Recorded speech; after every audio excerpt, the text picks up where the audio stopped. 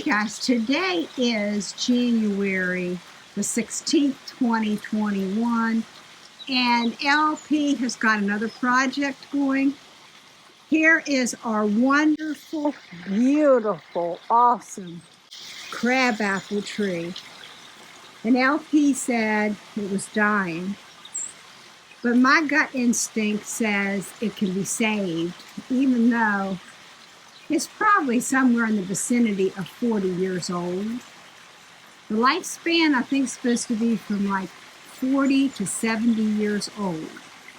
And I want this crabapple tree to live its life out for as long as it can. We love it.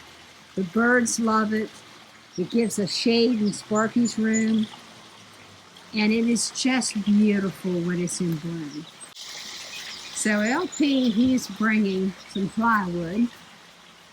And he's going to protect our sliding glass door from getting completely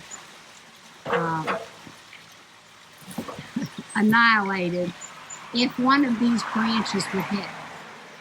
Now, they say you shouldn't take more than 25% of the tree when you're cutting it. You don't want to get overzealous. I just wanted to show you a before and after picture of this crabapple tree. This is a very difficult position LP's in, up on the roof, and he's leaning over with that long handled cutter, and it is heavy and it is awkward to use. So it's rough when a tree gets this tall to manage it.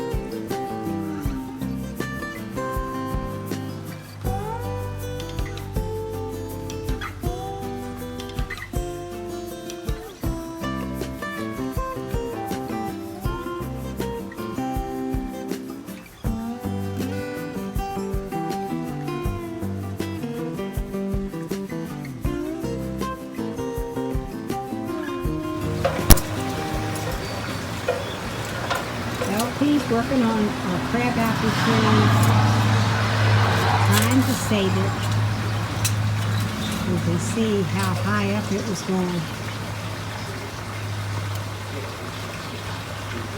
So hopefully this will rejuvenate it.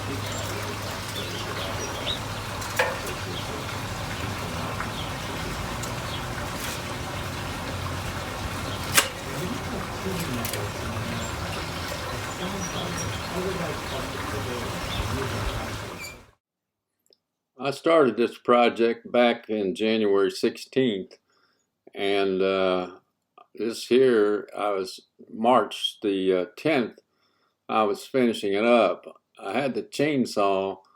It made a bunch of jagged edges up there on the tree, so I'm down on the ground and on a ladder pruning the tree with a long handled pruning pole saw. And to try to clean up the cuts that was made by the chainsaw. That chainsaw was heavy, and man, I could tell after using it, holding that thing up, especially I lost a bunch of weight and lost a lot of muscle mass losing that weight. And it was heavy. Down here is the plywood. I paid $105 for it, and I got a 10% discount on it for being a veteran.